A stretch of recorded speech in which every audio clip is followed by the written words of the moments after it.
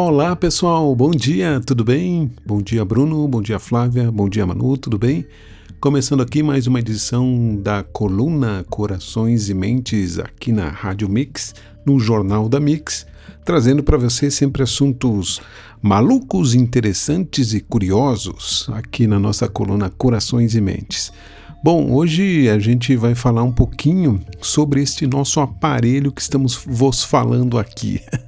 Estamos conversando aqui com vocês através do rádio, mas muitas pessoas têm erroneamente a concepção de que o rádio foi criado por Guglielmo Marconi lá no início do século XIX e não é bem assim que aconteceu. A gente sabe que existem sempre uma briga, né, de egos aí para saber quem que inventou tal coisa, quem descobriu tal coisa, e algumas vezes quando a gente vai pesquisar de verdade, vai atrás de fontes seguras, a gente descobre que a história não é bem assim como se fala. E nós temos aqui o nome de um brasileiro, é isso mesmo, um brasileiro que teria realmente inventado o rádio muito antes de Guglielmo Marconi, e até de Nikola Tesla, que também estudava esses assuntos sobre a transmissão de voz sem fio, né? O nome desse cara era Roberto Landel de Moura. Então, o Roberto Landel de Moura, ele era um gaúcho e ele era padre. E ele começou a estudar, ele era um padre, ele estudava logicamente teologia, essas coisas, e acabou se apaixonando pela ciência.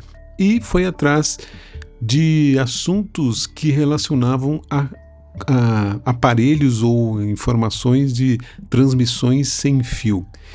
E o Roberto Landel de Moura, este gaúcho, acabou nesse contratempo aí inventando o rádio um pouquinho antes do Guglielmo Marconi. Só que, como não existe, naquela época não tinha como você ir atrás de financiamento, ou os financiamentos eram meio destinados a outros assuntos, até porque, né, essas histórias de criar coisas tecnológicas naquela época era muito mais parecido com bruxaria e ficção científica do que ir atrás realmente de uma invenção que fosse se tornar nada mais, nada menos que uma das maiores mídias do mundo, uma das mais populares e maiores mídias de entretenimento, informação e notícia do mundo, que é, afinal de contas, o rádio, né? E, posteriormente, se tornou a TV. Ou seja, o rádio primeiro pela transmissão de voz e de áudio sem fio e depois a TV com transmissão de imagem sem fio. E o tal do Roberto Landel de Moura foi o pioneiro, né, nessa descoberta e nessa invenção. E é inevitável, né? Mas até mesmo quando a gente se fala em invenções descobertas, temos que ir atrás da frase follow the money, o sempre arrebatador siga o dinheiro. E o padre Landel de Moura dedicou boa parte da sua vida para provar que sua invenção se tornaria uma das mídias mais populares e poderosas do mundo, mas sua trajetória foi em vão e simplesmente esquecida pelo domínio do poder, né, para variar. Bom, vamos voltar um pouquinho lá no passado. No Brasil, do século XIX, ainda que era muito agrário e distante dos grandes centros de inovação tecnológica, esse padre gaúcho, ele teve um sonho e resolveu ir atrás desse sonho, que parecia impossível, mas ele foi atrás, que era a transmissão da voz humana através do ar, né, sem essa necessidade de fios. E esse era o tal do Roberto Landel de Moura. Ele era um cara muito legal, ele era muito dedicado ao trabalho, tinha uma boa conexão com as pessoas, mas acabou aí perdendo a condição de se tornar o inventor do rádio pela questão monetária e por questões de poder e influência, logicamente, que depois foi atribuída ao italiano Guglielmo Marconi, né?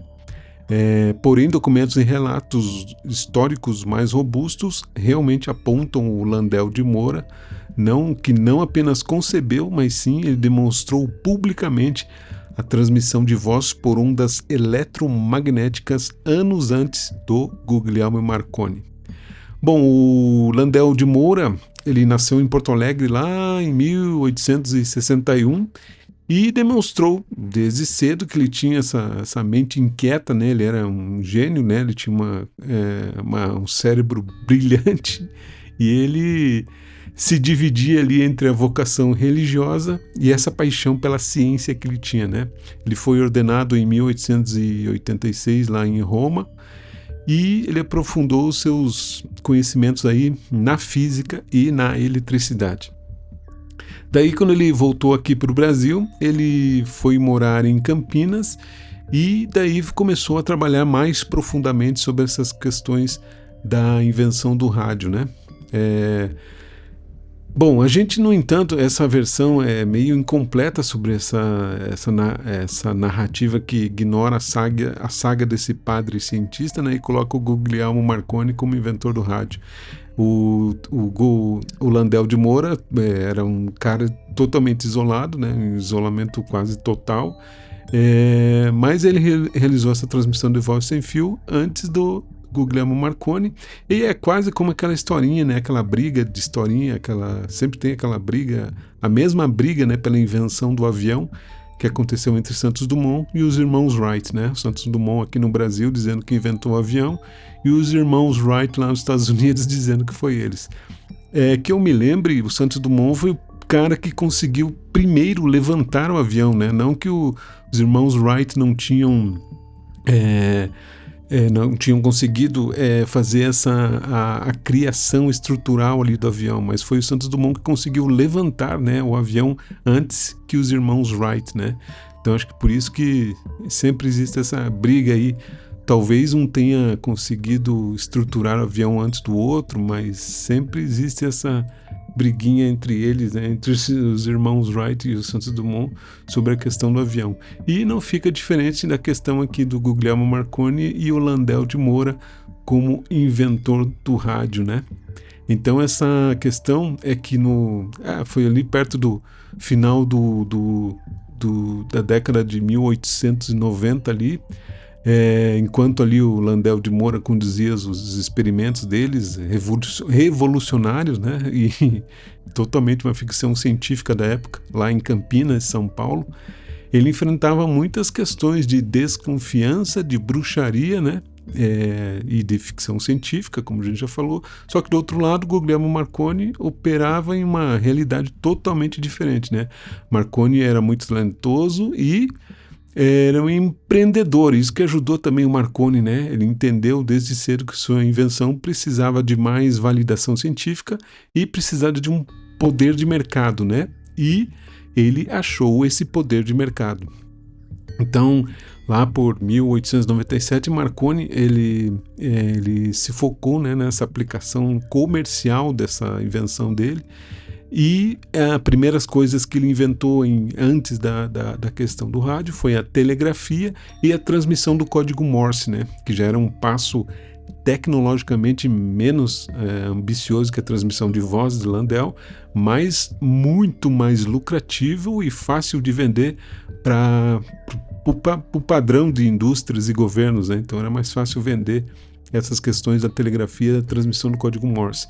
E lógico que daí a virada de jogo para o Marconi, né, o golpe final para as aspirações concorrentes que aconteciam até como entre Landel e Nikola Tesla. O Marconi passou na frente do Landel e do Nikola Tesla com essa viagem que ele fez para os Estados Unidos. O Marconi, né, ele viajou para os Estados Unidos e lá ele encontrou nada mais, nada menos que o poderoso banqueiro e financista John Pierpont, ou seja, J.P. Morgan, que nós temos várias histórias dele desde o final lá do século XIX, e era um investidor muito poderoso lá, ele era banqueiro, né, era um poderoso banqueiro, e era muito, muito bem articulado lá nas finanças dos Estados Unidos, construindo empresas gigantescas como a General Electric e a US Steel, lá nos Estados Unidos. Então, no início do século XX, né,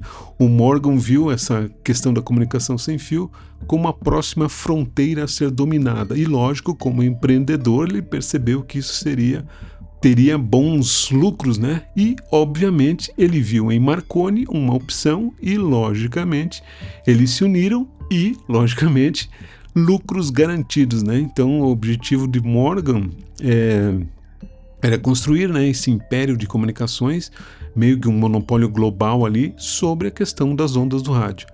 Então, com um capital quase ilimitado, né, porque o cara era dono de banco e toda a influência política que o Morgan tinha também com o governo americano, quem se deu bem foi o Marconi, né, que acabou recebendo os recursos do JP Morgan e passou muito na frente de Landel de Moura e do próprio Nikola Tesla também, né, que o JP Morgan investiu também. Ele também estava de olho no Nikola Tesla e no Thomas Edison naquela época e acabou também financiando aí o Thomas Edison e deixou para trás o Nikola Tesla e o Landel de Moura na questão do Marconi com o rádio ali. Mas foi em 1893 e 94, em Campinas, lá no interior de São Paulo, só voltando agora um pouquinho para a história do Landel, que esse padre finalmente realizou com sucesso os primeiros testes, né, transmitindo a voz humana por uma distância de cerca de 8 quilômetros. Então ele havia construído lá seus aparelhos, seus aparelhos de transmissão, que batizou inclusive de transmissor de ondas e receptor de ondas.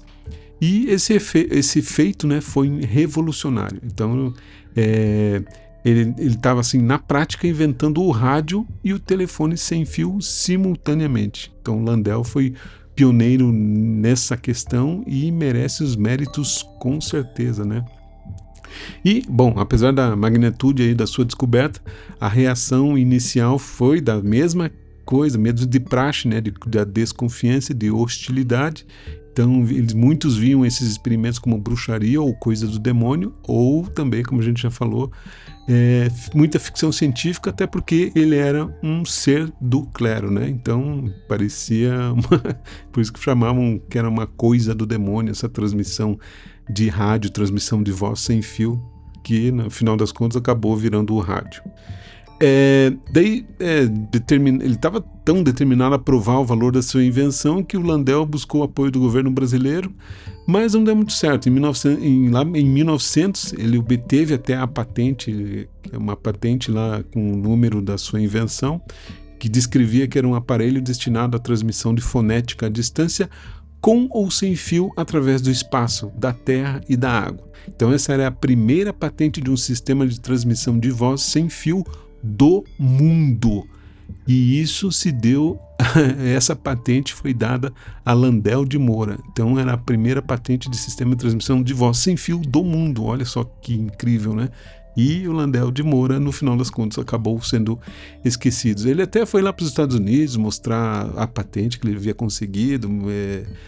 Algumas pessoas ficaram bem curiosas. Ele até saiu no jornal, aquele The New York Herald. Ele saiu como inventor de um transmissor de ondas, de telefone sem fio, de telégrafo sem fio.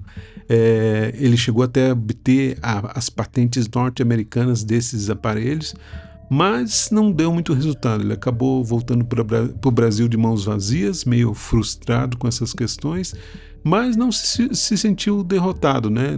Quando ele voltou para o Brasil daí, ele continuou a enfrentar muito descaso e indiferença, e o governo da época aqui no Brasil estava investindo mais em questões agrárias, então não estava muito preocupado com questões de tecnologia e ainda mais com essas coisas parecendo ficção científica, e não deu muito certo. E daí acabou falecendo em 1928 no ostracismo, né?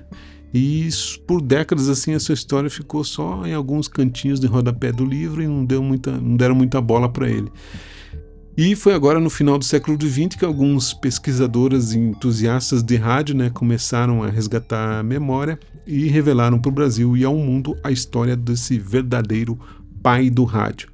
Então a saga de Landel de Moura é de muitas questões que a gente também ver muitos inventores e pesquisadores criarem coisas e não receberem o mérito por falta de investimento. E isto acaba sendo bem triste, né?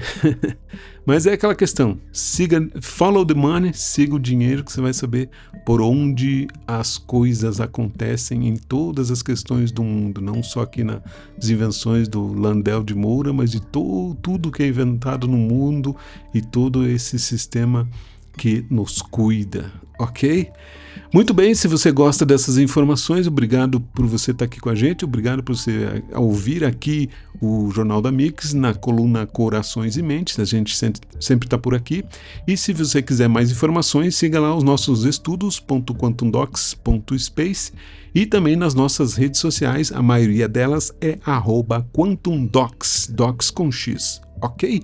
Muito obrigado pela sua participação e até segunda-feira que vem aqui no Jornal da Mix, na coluna Corações e Mentes. Eu sou André Wormsbecker e me despeço de você. E não esqueça, se você está por aqui, é porque estamos conectados. Tchau, até a próxima. Valeu!